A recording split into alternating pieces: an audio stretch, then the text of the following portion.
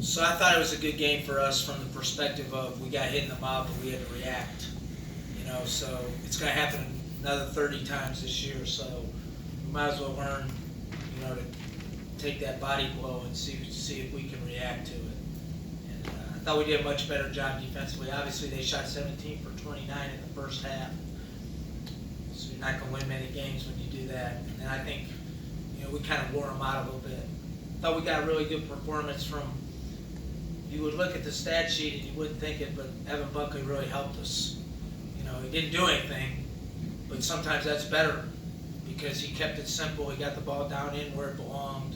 He played good defense, and that's what it takes to win basketball games. You have to be selfless. Fire away. Were you surprised that you were able to win going away like you did after struggles in the first half? Shoot, I was surprised we won after the first half, really. We didn't play very good. I thought we were disjointed. We weren't very smart. We didn't play very well together. They played Russian roulette a little bit. They went under the ball screen, daring Sin to shoot. And I told him at the end of the first TV time out of the second half, I said, Sin, look, if they go under, just let him rip, man. I'll live with it. Because he's a good player. You can't let him psychologically impair you because of the way they're playing you. He's a good enough player that you have to make him pay for going under the ball screen. And he did. He made a few then. They were leaving him open, in other words. Yeah, they basically just dared him to shoot because he's so hard to keep in front otherwise that was their. We kind of knew they were going to do that. But again, if you miss a couple early, then you quit shooting it. He just needs to keep shooting it. Wasn't just one guy making today, it was everybody making. When one person makes, how does that open it up for everybody else and keep that positive momentum going moving forward? Well, as you know, Zach, we live in an environment of front runners now. So when we make, we're going to make more. Now the key is going to be when we don't make, can we make? Right? So can we be not front runners and more adversity type people? And we showed we fought through adversity tonight, which I give our guys credit for. We played much better defense in the second half. We have to do a better job of rim protecting when Mike uses it in the game. We need to get more from Bailey. We need to get more from Marcus. And then Rotroff will play more and more as we go. And but one thing Bailey does is he's going to give you great effort. I can get mad and scream at him, whatever, but his effort is top of the line, which is good for our ball team. What is the biggest difference between last year's team and what you have today? That's a really good question. Probably camaraderie, character, caring about winning. It still remains to be seen. It's awfully early, and we'll see, when we hit some tough times. I wouldn't say talent necessarily, but we have pretty good talent. I wouldn't say we have great talent, but we have pretty good. We have A10 talent. It's a good question. You still got it. Yeah, I'm following your lead, that's all. Appreciate that. Sin mentioned in here earlier that he felt that the message was that there was a selfish mindset within the first half. Just was that communicated directly among you? Just was that the team figuring it out themselves and just getting out of their own hits? What would you contribute that to? I don't know. I didn't feel like we were so selfish as we were just a little disjointed and frustrated. Sometimes when there's a lot of looks out there and you're a pretty good player, it appears like you're selfish, but in reality, you just didn't make anything. But the biggest issue was 17 for 29 against us. We were lucky it was that close, really, right? Now, they've had some good pieces. Don't get me wrong. Llewellyn was recruited by Virginia and Florida. He's a top 100 guy, and the big guy has turned into one of the better Ivy League bigs. And then the thing that hurt him is Swagger got hurt. So when Swagger got hurt, that really hurt him. Now, with that being said, they got an unbelievable performance from Freiburg before his career really hasn't done that.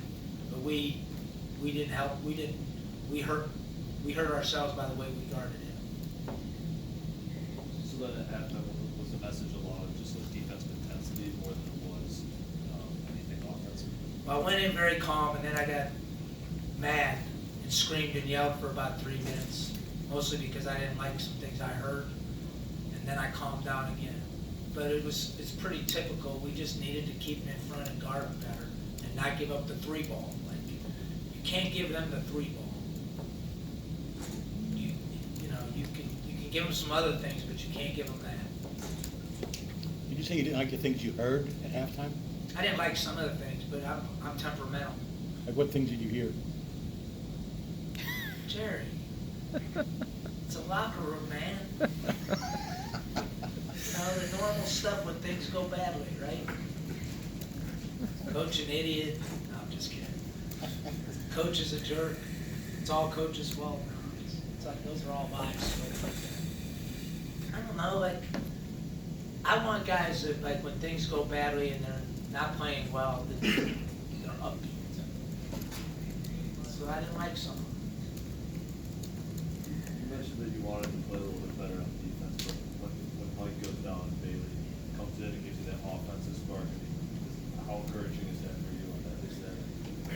Well, they're different type of players, right? So that's the interesting part of it. So Mike's really good down low, but Mike can step out and shoot it a little bit. He's really improved his shooting, and Mike's really good at shot blocking and moving his feet. And Bailey is just an old-fashioned, big, strong, but he can shoot that thing from outside. Now, you know that they never allowed him to shoot the ball. He only shot 4 threes all last year. But I watch him shoot every day, and I tell him, look, if you're open, let it go. Because what that will do is that will create driving angles for Sincere, Maceo, and the rest of them. He only had 11 3-point attempts before he came to Duquesne. Did you know he was going to be a 3-point shooter when you recruited him to come? Just a good coach, Jerry. I taught him to be a 3-point shooter. Now, once I saw him shoot and saw how much time he spent, if you watch him shoot like in drills or when he's working out, you'll think he's one of the best 3-point shooters on our team. So it's just a matter of getting that mindset that he believes he can make in the game, because he's never shot in the game. And so when he gets that, he becomes a really hard matchup. Because you can't really switch, right? Because he's 6'11", 250 pounds. So if you switch and you put the little one on him, you got a mess on your hands. Now he's got to get better at passing out of double teams, and he's clumsy sometimes, but he kills himself. So he's going to get better and better and better as we go, because he's still learning. So we're still playing a lot of guys that haven't really been in the system. Right? So we're older, but we still have a lot of guys in our top 9 or 10 that really haven't never played for us. So that's going to take a little bit of time and patience. Even him, even though he's a 5th-year guy, he really hasn't played for us. He's been a screen and roll to the rim guy his whole life, and then at Eastern Michigan they played 2-3 zone. So he's learning everything again like a freshman. You bench at 35 tonight. Second half, game speeds up a lot. How important is it for you guys to have that depth in order to keep up that tempo? So we played West Virginia really with 8 guys, and then Marcus had foul trouble. By the way, I thought Marcus played really well in the second half. Really well. Did a lot of good things around the rim. He's played well in practice. But we only had 8 guys, and I felt like they played 12 and we got tired. So we got Rotroff back. How many minutes did we play Rotroff today? 13, which is about it. That's about all I should play him. I don't want to get him hurt off this ACL. So we got him back, and we got Ashton Miller back, even though Ashton didn't play much. And then we found out at West Virginia that Buckley could play.